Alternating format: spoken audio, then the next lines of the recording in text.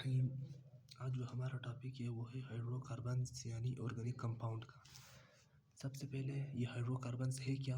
Hydro जैसे कि नाम से ज़ाहिर है, हाइड्रो का मतलब है कार्बन्स। ये हाइड्रोजन के लिए इस्तेमाल होता है और कार्बन जो है वो कार्बन के लिए। तो वो कंपाउंड जिनमें कार्बन और हाइड्रोजन हो, लेकिन इसमें एक शर्त ये है कि ये जो कार्बन है ये एसेंशियल एलिमेंट होना चाहिए। क्या होना चाहिए? Essential element.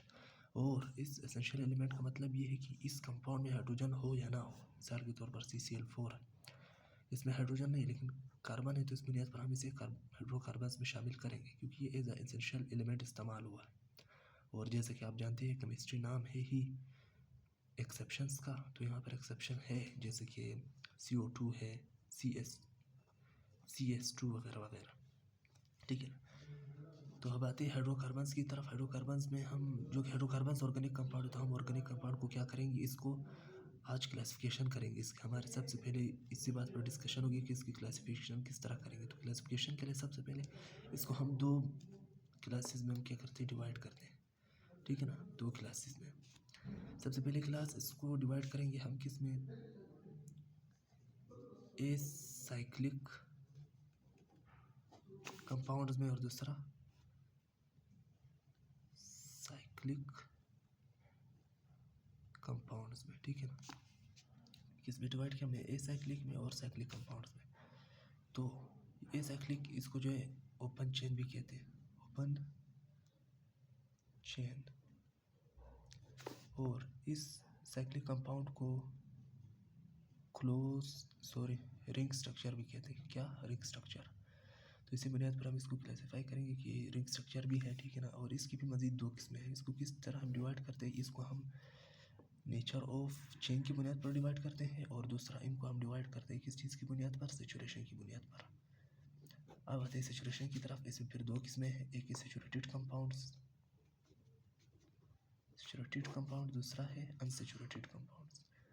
और ये तो बहुत ही बेसिक है ना, ये तो पता होगा ही। ये अनसैचुरेटेड हो गया, ये अनसैचुरेटेड हो गया।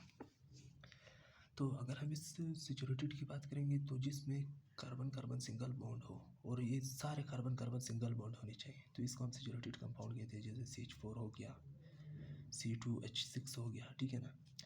और इसी तरह अगर हम अनसैचुरेटेड की बात करेंगे तो इसमें कम से कम एक डबल बॉन्ड हो या कम से कम एक ट्रिपल बॉन्ड हो, तो उसको हम क्या कहेंगे, अनसैचुरेटेड कंपाउंड्स कहेंगे। जहाँ तक अगर हम नेचर ऑफ चेन की बुनियाद के ऊपर बात करेंगे तो दो हैं, जैसे कि आपको अंदाज़ा हो गया होगा, स्ट्रेट चेन कंपाउंड्स, दूसरा है हमारे पास ब्रांच्ड। ठीक है ना।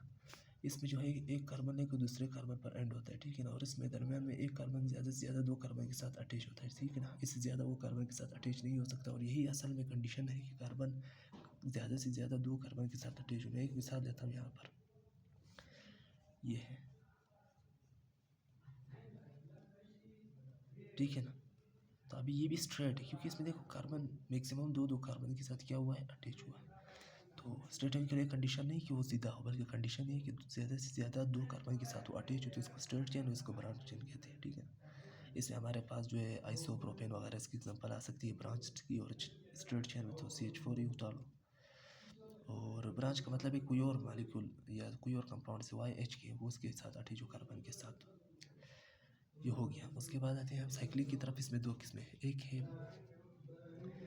एक है हमारे पास होमोसाइक्लिक और दूसरा है हमारे पास हेट्रोसाइक्लिक। ठीक है ना। हेट्रोसाइक्लिक, जो होमोसाइक्लिक और हेट्रोसाइक्लिक। होमोसाइक्लिक का मतलब कि जो रिंग हमारे पास बनेगा, रिंग से बाहर नहीं, जो रिंग बनेगा वो सब कार्बन पर मुश्तमिल होंगी, यानी सेम एटम पर मुश्तमिल होगी। जो हेट्रोसाइक्लिक उसमें कार्बन के साथ नाइट्रोजन सल्फर भी आते हैं। और ये जो दूसरी चीज़ें आ रही हैं इनको क्या कहते हैं, हेट्रो एटम्स। क्या कहते हैं, हेट्रो एटम्स। ठीक है ना। तो ये बेसिक क्लासिफिकेशन होगी इस होमो और हेट्रो में। और भी डिविजन्स है और जिसको हम बाद में स्टडी करेंगे। हमारी आने वाली वीडियो में हम इस बात का तज़किरा करेंगे कि जो हमारे पास बेंजीनोइड्स और नॉन बेंजीनोइड्स हैं या एरोमेटिक एल्फेटिक कंपाउंड्स हैं। ठीक है ना। रिसाइक्लिंग की मैं बात कर रहा हूँ तो उसके बारे में हम आगे जाकर बात करेंगे। ओके, अल्लाह हाफिज़।